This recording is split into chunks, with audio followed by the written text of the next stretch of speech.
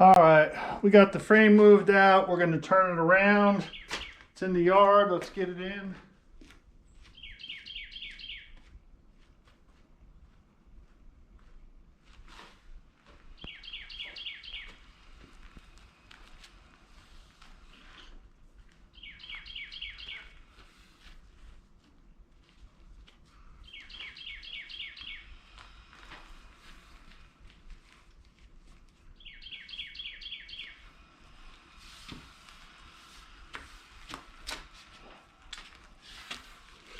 Got to be perfectly lined up to fit under there.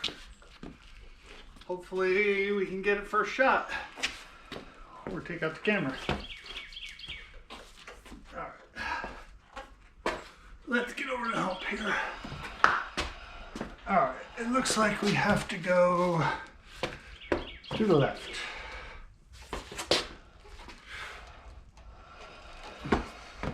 Like I said, it's a very tight fit.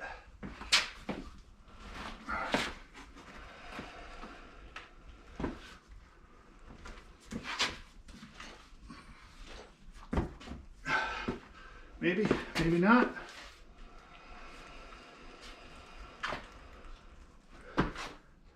Hopefully it'll fit in there.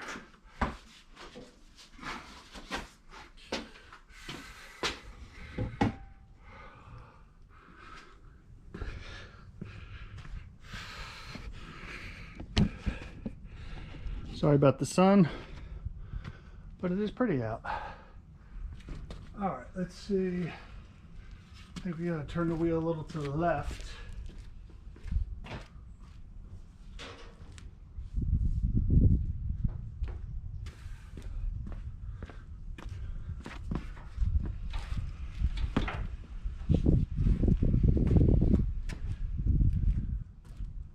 Now back to the right.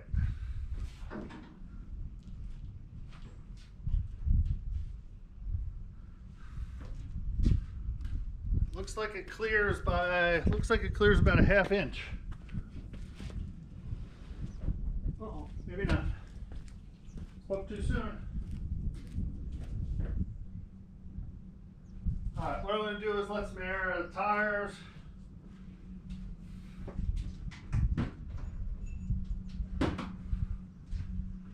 That's a lot easier than jacking it up.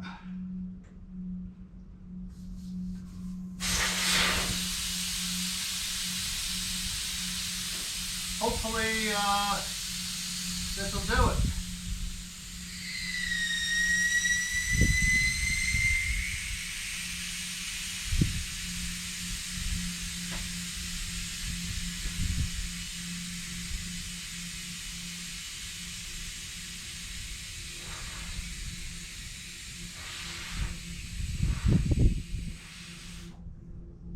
All right, that looks like it clears there. Do the other side.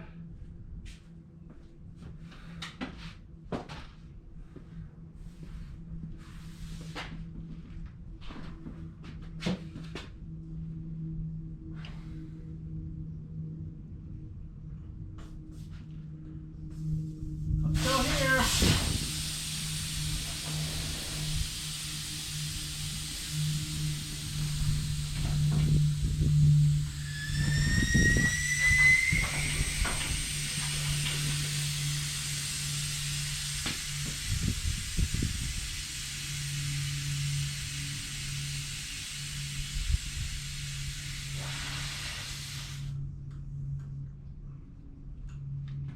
All right.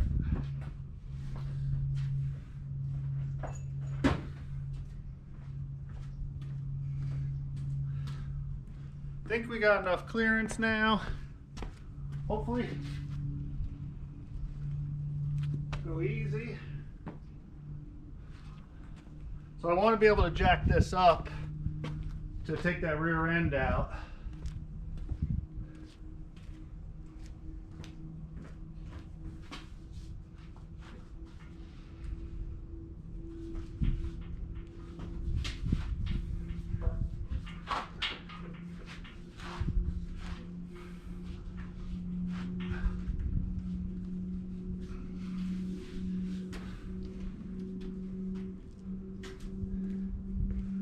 We should mount the frame back there. Put it around, put the engine in the back. That'd be pretty cool. Yeah, like a real redneck. All right. I think that's gonna be about where it is. I gotta jack this up, get these tires off, and then I can work on the back part of the frame here. So let's get started with that. All right, so today it's quite cold and blustery out there. It's a whole 25 degrees. We're supposed to get 7 to 9 inches of snow. So as you saw, we turned the frame around and we got to pull this rear end out, pull the control arms off, get everything cleaned up so we can epoxy coat and paint this frame. So this morning we're going to pull this rear out. I used to do this back in the day when I was, I guess, 17 or 18. I used to do it every Friday night. I would change my complete rear to go racing for the weekend. So all week I drove around with 323 gears, and I would switch it out to 373s to drag race all weekend, and then Sunday night switch it back out. And I did that for probably about 6 or 8 months. We did it all summer into the racing season. I had a 69 Buick Grand Sport with a 455 Olds, of course, and a 4-speed. So that was quite fun, and that's what started me into drag racing. Used to go to track all the time, and then we'd cruise on Saturday night down in Seaside and cruise the strip, and then go out street racing Saturday night. So enough of the talk, let's get to work. We got a handful of tools just from memory. Most of it's 3/4 and 1/2 inch. That's it. Fuel line, or the brake line's already been cut. The clips that hold the emergency brake in were removed at some point, so that's good. That just pulls out. So let's take this rear out. Let's get these bolts out and get started. Hopefully they come out. I think this rear's been out before, but you know, you don't know for sure, but I think it has. So let's pull these bolts out for the lower control arms first, and we'll go from there.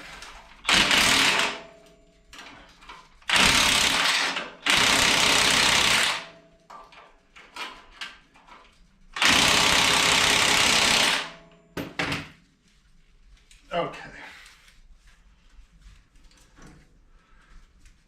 Look at that. Wrench failure first off. Let me grab another 3/4 inch wrench.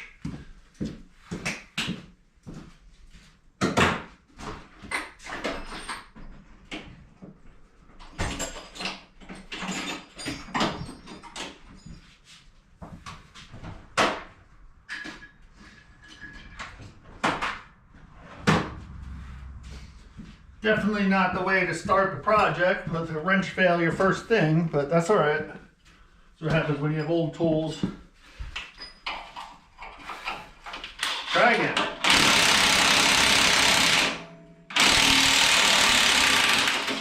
All right. That, yeah, I think this has been out before.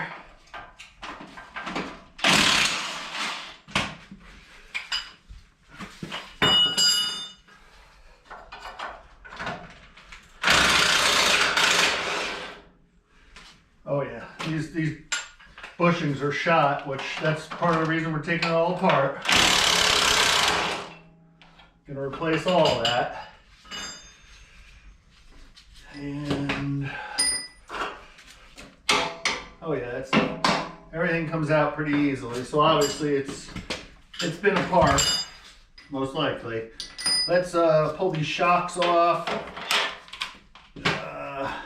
That's weird that 3/4 doesn't fit. Let's try 18 millimeter. Shouldn't be metric, but you never know. Yep. See that? 18 millimeter. Never suspect that, but you don't know what's been done over the years to these things. So let me get a jack under this, and then we'll pull the upper shock bolts off. Once we pull the shock bolts off, the rear will drop in. So, gonna take a little bit of weight off the rear. Get the jack up under the rear as far as you can so it doesn't tip. That's the trick. But you got to keep it on the edge too. Yeah, see, we're lifting everything, but that's all right. All right, let's take these bolts off for the shocks. They're 1/2 inch.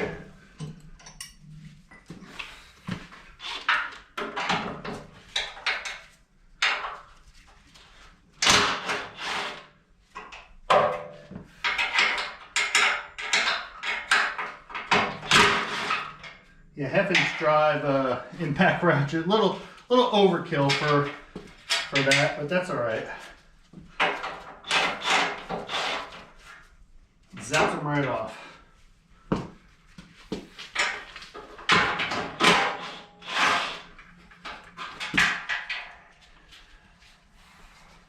Yeah, this is a lot easier. Of course, there's no body on it, so it makes a big difference.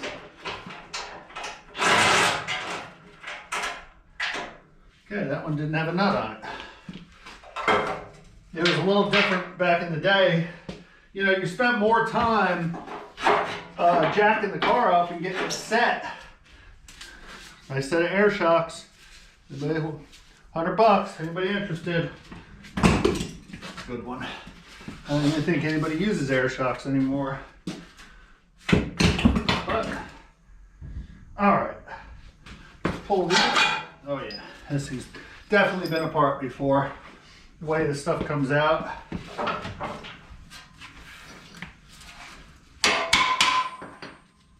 I use a little punch just to whack the bolts through.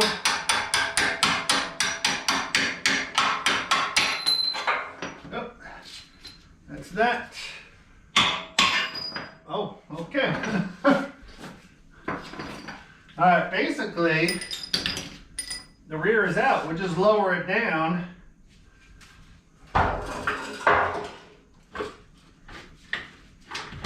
Get the springs out from under it. And these springs are, I believe, 1 inch lowering springs. I believe. Put them to the side. I'll take some measurements on them. And maybe reuse them, I don't know. They are replaced. See how easy everything is when there's no body? See? It fell forward. I didn't have it forward enough on the jack. We just grab it, wrestle it a little bit. Used to slide this stuff under by hand, move it around. Of course, that's why I got a bad back, neck, and knees. All right, so that rear is out. We will pull it back out of the way. What we've been doing is throwing all of our bolts in a box here for the suspension stuff, because we will be using some of it, probably not all of it, but some of it will be reused.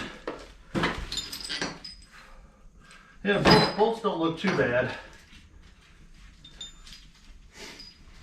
And then what we do next is take control arms off, which that'll probably take longer than taking the rear out. All right, let's get into it. I think I'm getting low on propane. I'm starting to smell it a little bit. That's usually the telltale sign. So 18 millimeter and 3/4 are real close, but they're not, definitely not exact. Sometimes you can get away with it if it's an old bolt, but what we're going to do is, don't know if you can see it up here in the frame, but the bolt is recessed into the frame up here. So we got to hold, actually it's the nut on this side, and then, there we go. Got the nut. Oh, there's your control, one of the rear control arms. And what I'll do, you can buy these aftermarket, but I will put new bushings in and then weld 3 different pads on this and so we can put a sway bar in it eventually.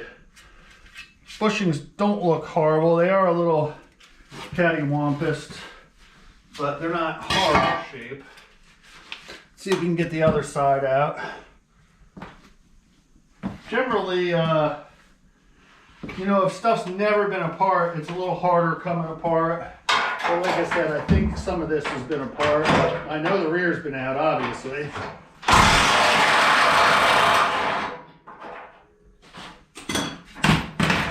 Yeah, I think, like, these bolts slide right out. A lot of times they're actually rusted into the bushing in here.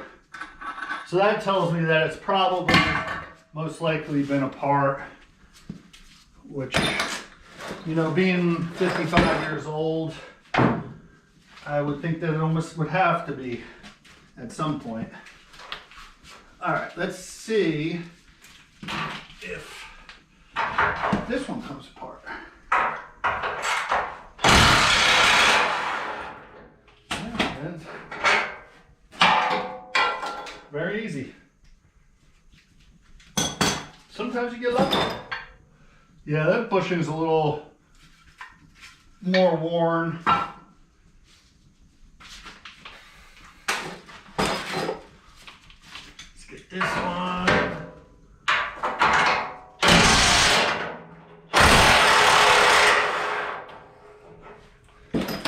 Yeah, these bolts definitely slide out too easy. But we'll replace these bushings. We'll box these also.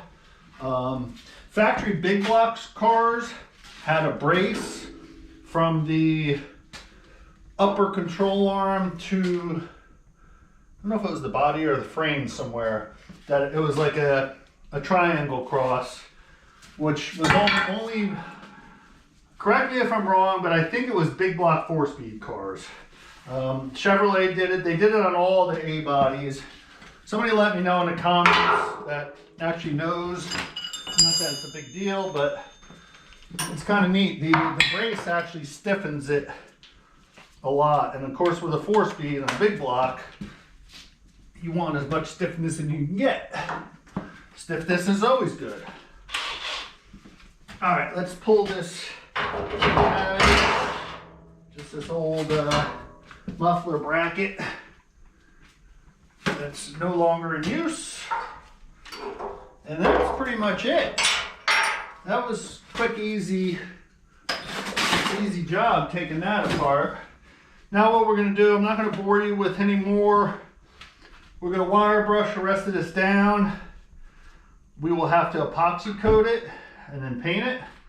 We'll have to wait till the weather breaks because we'll do that outside. Back to where the front control arms bolt in, that's all epoxied north, or I should say front of the car. So this part just has to be done.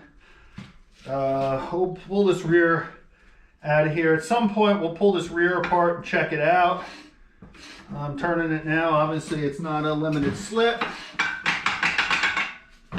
We'll see what gear is in it, see if it's worth saving. We want to be somewhere around 331, 323 is what we're shooting for with the big block, with the Turbo 350 and everything. Be a good cruising gear, because that's all we're going to do. We're never going to drag race this car, but it'll have a little bit of power. So, all right, we will pick you up when we have something else done. All right, quick update on the frame here. Plugging along. We got all that wire wheeled down, got to wipe it down. In the last segment, we took out the rear end, got the bushings out and everything, but what I realized is because of what I'm working with, I have to be able to roll it.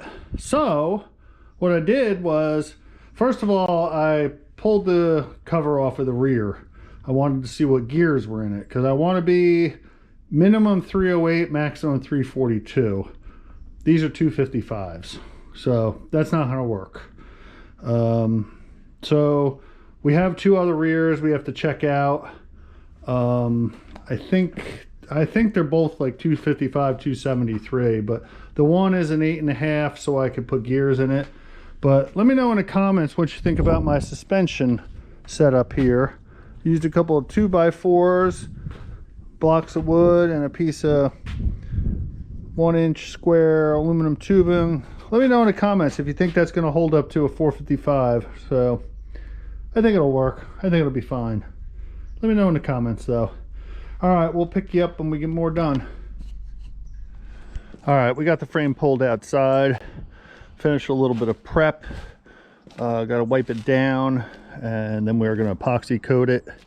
I will have to resand this because it's been sitting. I can't hot coat because that's already been on there. So I just scuff that down. When I do the top coat, this back part will get epoxy coated, and our rear setup seemed to work out.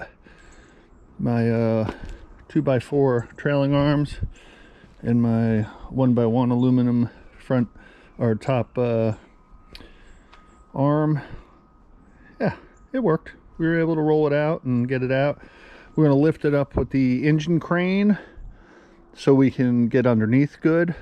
We'll lift it up, I guess, around 3 or 4 feet just so we can get under it, so we can get, when we get painting, we can get under everything.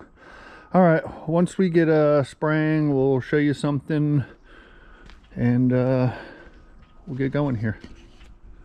It'll be a beautiful day. All right, we are doing final wipe down. We've already wiped it down twice.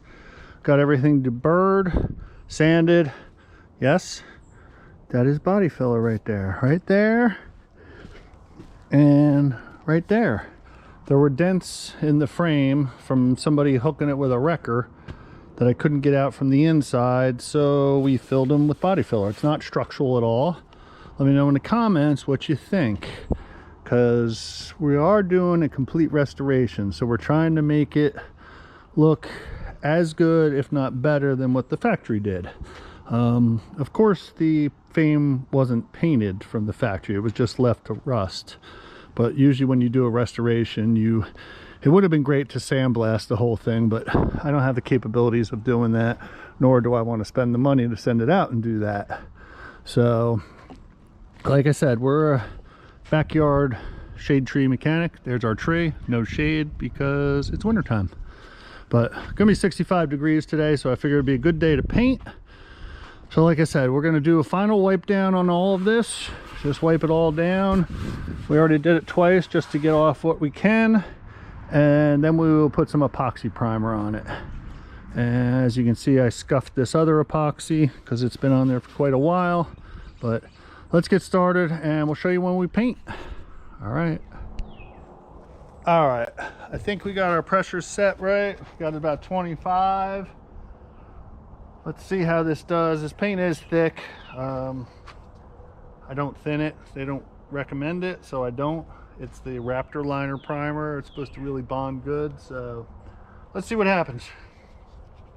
Get our mask on here and let's go to it.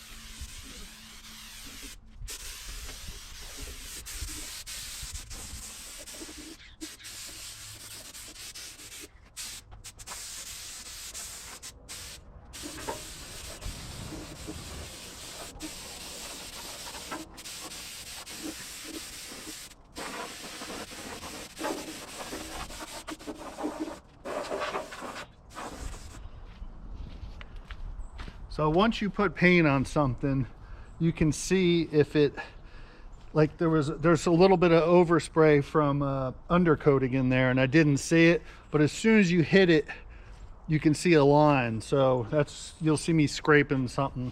That's what it is. It's just a small piece, but still, you're going this far. See, it just comes right off.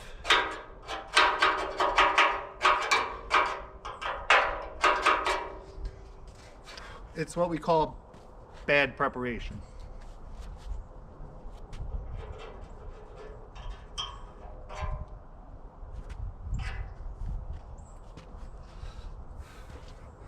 All right, let's try this again.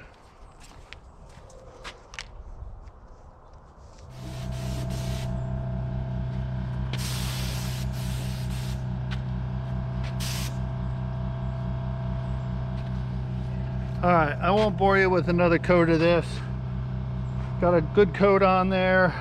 I gotta look into this gun. I don't know if it's just worn out, but it doesn't seem to have a good, it's not atomizing great. I should have put a little bit in it and messed with it, but like I said, we got a coat on it. It's just primer, and it is the frame. It's not like it's a panel on a car. So I'm gonna do one more light coat once this sets up, and then we'll do top coat. And before I do that, I'll figure out this gun or use another gun. All right, well, we'll show you when we're doing top coat. All right, so we're gonna do the top coat now, the black.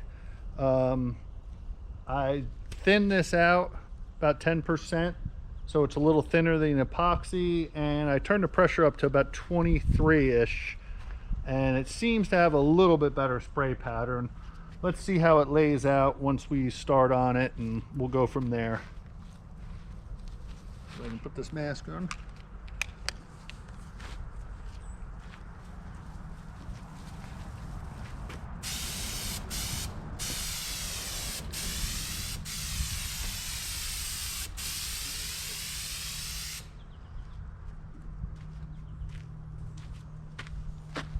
Still not real happy with it.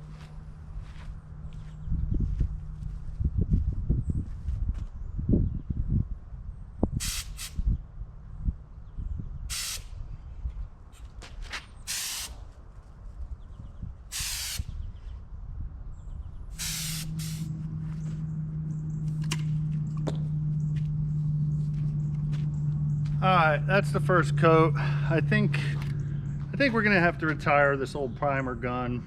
It is a Soda Jet. It was a very good gun. I got it actually from a guy that painted commercially, painted every day, and it was kind of worn. They wouldn't use it for top coat anymore, but so I've been using it for primer for years, but I think it's just kind of, it is what it is. Like I said, I wouldn't paint a car with it, but it's fine for a frame. That was a little thicker than I wanted. I tried thinning it out, atomize it, and it would spit more. So we'll put one more coat on it, let this dry for about half hour. We'll let it set up, and then we will show you once the whole top coat's done. And I guess I'm gonna have to get a little more paint. All right, we'll pick you up when it's done. All right, frame is all painted. Still have to do control arms, but I got to box them first. We got 2 coats, or almost 3 coats here, 2 coats on the rest. On the underneath parts, there's 2 coats. Everything has at least 2 coats. Most have 3, but like I said, it is an epoxy primer and a paint, so it should be fine. You can see where I didn't tape it, but it was just laying there, but that's all right. It'll blend in. It's not going to be seen once you put the body on anyway. So I'm getting picky with all this little stuff, and you're never going to see it. I'm the only one that noticed it's there. So whatever. That's just me being OCD. So, all right. Well, I'm going to wrap this up for now, and we're going to call this good. We're going to let this dry, and then we will slide it back in under there. I'll probably put my wooden blocks back in for my suspension so I can roll it in and out.